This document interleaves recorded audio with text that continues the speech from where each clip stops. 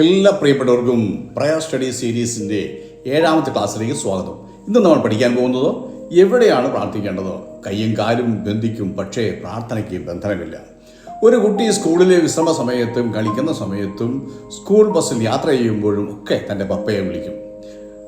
മോൻ പറയും, പപ്പ ഞാൻ സ്കൂളിലെത്തി, പപ്പ ഞാൻ ബസ്സിലാണ്, പപ്പ ഞാൻ കളിക്കുകയാണ് എന്നൊക്കെ. അപ്പോൾ പിതാവ് പറയും, മോനെ നീ എവിടെയാണെന്നല്ല, എവിടെയായാലും പപ്പയെ വിളിക്കാൻ നീ കാണിക്കുന്ന ഉത്സാഹവും ആ തുറന്നു പറയാനുള്ള ഹൃദയവിശാലതയുമാണ് പ്രധാനം.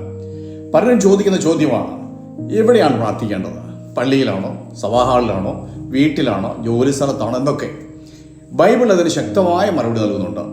ഞാൻ കാണാത്ത വണ്ണം ആർക്കെങ്കിലും മറയത്തൊളിപ്പാൻ കഴിയുമോ എന്ന് യഹോവയുടെ അരുളപ്പാട്.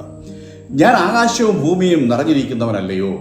ശ്രദ്ധിക്കുക, നമ്മുടെ ദൈവം ഒരു സ്ഥലത്ത് മാത്രം ഒതുങ്ങുന്നവനല്ല, അവിടെ സർവ്വവ്യാപിയാണ്. അതുകൊണ്ട് ദൈവത്തെ എവിടെ നിന്നും ഏത് സമയത്തും പ്രാർത്ഥിക്കാൻ നല്ല സ്ഥലം ദൈവിക സാന്നിധ്യമാണ്. ബൈബിളിൽ പ്രാർത്ഥിച്ച സ്ഥലത്തെയും ഞാൻ നിങ്ങളെ പരിചയപ്പെടുത്താം. ഒന്ന്, യോനയുടെ പ്രവചനം 2-ാം അധ്യായം 1 മുതൽ 7 വരെ വാക്യങ്ങൾ. പ്രാർത്ഥിച്ച സ്ഥലം മഹാമത്സ്യത്തിന്റെ വയറ്. ദൈവസന്നിധിയിൽ നിന്ന് ഓടിപ്പോയ ഒരു പിന്മാറ്റക്കാരനായ വ്യക്തി ഒരു മഹാമത്സ്യത്തിന്റെ വയറ്റിൽ കുടുങ്ങി. അവിടെ വെച്ച് മാനസാന്തരപ്പെട്ട് പ്രാർത്ഥിച്ചു.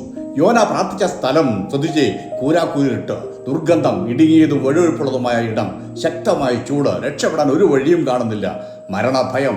ഈ ഒരവസ്ഥയിൽ ഒരു മനുഷ്യന് എങ്ങനെ പ്രാർത്ഥിക്കാൻ കഴിയും? ഒരു പിന്മാറ്റക്കാരനായി യോനയ്ക്ക് ഒരുക്കിയ സ്ഥലം മത്സ്യത്തിന്റെ വയറായിരുന്നു.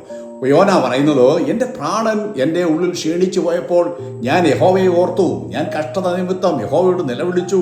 അവരെനിക്ക് ഉത്തരവരുളി. ഞാൻ പാതാളത്തിൻ്റെ വയറ്റിൽ നിന്നും അയ്യം വിളിച്ചു. യോനായുടെ പ്രവചനം 2-ാം അധ്യായം 1 മുതൽ 7 വരെയുള്ള വാക്യങ്ങളിലാണ് ഈ കാര്യങ്ങൾ പറഞ്ഞിരിക്കുന്നത്.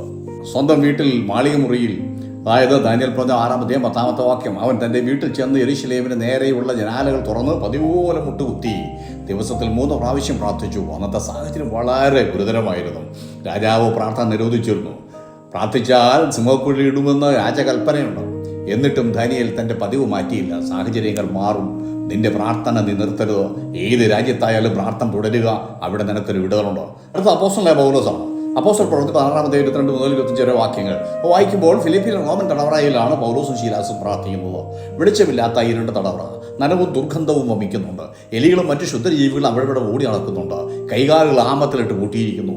പകൽ ജനക്കൂട്ടം കൂടി നിന്നും മർദ്ദിച്ചതാണ്. വെച്ച് കെട്ടിയിട്ടില്ല ദേഹം. ചാട്ടവാറുണ്ട് അടിയുടെ നീറ്റൽ ദേഹത്ത് ഇപ്പോഴുമുണ്ട്. ഭക്ഷണവും വെള്ളവും ലഭിച്ചിട്ടില്ല.